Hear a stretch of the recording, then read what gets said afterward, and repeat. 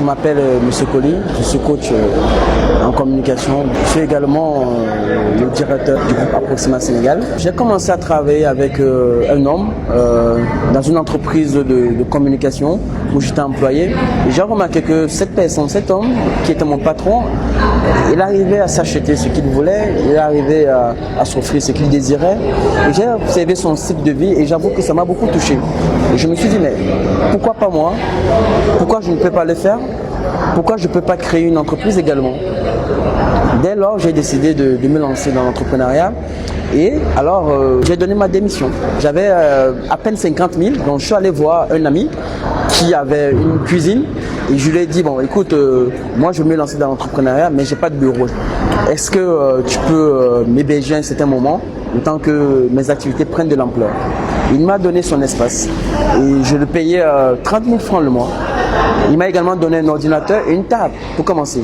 Il était gentil avec moi. J'ai pu avoir des contacts, j'ai pu avoir un collaborateur, un jeune qui m'a fait confiance et avec qui j'ai évolué durant 1 an ou 2 ans. J'avoue que c'était extrêmement difficile. Les débuts, les 5 premières années étaient extrêmement difficiles. Parce que en plus de devoir entreprendre, il fallait subvenir à mes propres besoins. Moi, je pense qu'on peut aller en Europe, on peut immigrer pour un autre pays, mais si on n'a pas cette graine, ce succès en soi, même là-bas, on ne va pas réussir.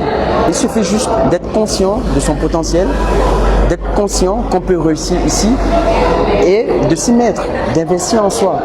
J'ai commencé avec la souffrance. Et aujourd'hui, par la grâce de Dieu, je suis satisfait. Je suis content des résultats. Mais, je ne le cache pas, c'était très difficile pour moi. C'est aussi comme ça qu'on grandit, avec des difficultés. Aujourd'hui, j'ai pu créer 3 écoles. Nous sommes à 3 écoles aujourd'hui. C'est une structure qui a 2 volets. Le premier volet, c'est l'emploi. Et le deuxième volet, c'est la formation et le coaching des jeunes, afin qu'ils puissent être efficaces lorsqu'ils seront face aux recruteurs pour un entretien. Le but du CV n'est pas d'obtenir un job, mais d'obtenir un entretien. C'est ça le but du CV. Le but du CV, c'est d'obtenir une entrevue. Pourquoi? Parce qu'il y a des entreprises qui n'embauchent pas des Sénégalaises. Il y a des entreprises qui n'embauchent pas des Ivoiriens, des Camerounais. La recherche d'emploi est un concept assez simple. Lorsqu'on veut un job, lorsqu'on veut un emploi, un stage, il y a des critères qu'il faut tenir en compte. Récemment, en plein entretien d'embauche, je reçois pas mal d'étudiants qui viennent pour des offres, pour des stages, etc. dans mon bureau. En plein entretien d'embauche, j'ai reçu une dame pour un poste. Elle voulait travailler comme chargée clientèle. Et je me suis rendu compte que lorsque cette dame est arrivée vers moi, déjà, elle ne m'a pas demandé la permission de s'asseoir. Elle s'est assise carrément. Et lorsque je lui demande, je lui pose des questions du genre, parlez-moi de vous, présentez-moi l'entreprise dans laquelle vous voulez travailler. Elle manque de connaissances. Par ailleurs, j'avais reçu également pour le même poste une femme européenne, une française, qui était venue à notre rencontre pour le même poste. Et, première remarque, la française, lorsqu'elle arrive pour ce poste, elle me demande la permission de s'asseoir. Ensuite, lors de notre échange, elle m'explique, elle me montre qu'elle comprend, qu'elle maîtrise en fait le poste dans lequel le poste qu'elle recherche. Et cette compétence-là, je me dis que la française, elle a fait des recherches.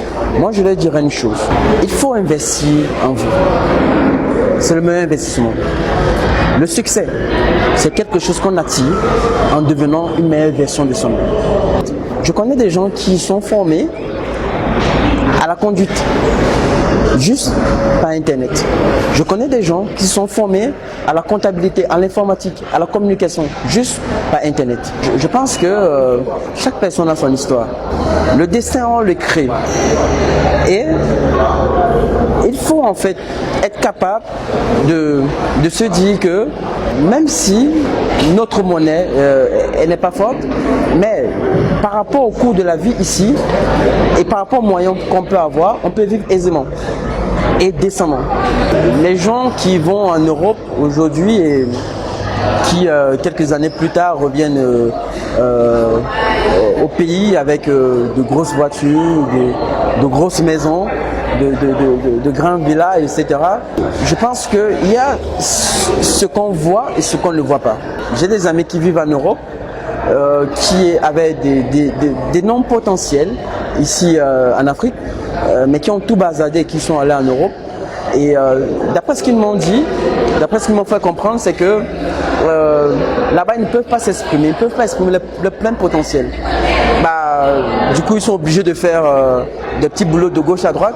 Il y a des gens qui font de la prostitution là-bas, il y a des gens qui font des choses incroyables pour survivre, des choses incroyables. Que d'aller là-bas et ne pas vraiment maîtriser les choses et revenir ici juste pour avoir un aspect, entre autres, qui n'est pas le véritable aspect de la personne. L'entrepreneuriat des jeunes peut beaucoup aider à résoudre le problème de l'immigration. Lorsqu'on entreprend, on n'a pas besoin de beaucoup de moyens. Avec le peu que vous avez, vous pouvez commencer et grossir avec le temps. Et l'idée que vous avez, écoutez, n'attendez pas que cette idée soit peaufinée comme vous le voulez. Lancez cette idée telle qu'elle est. Et avec le temps, vous allez l'ajuster. C'est ce que j'ai fait. Mon idée, ce que je fais aujourd'hui, ce n'est pas ce que je faisais au départ. Au départ, je distribuais des flyers.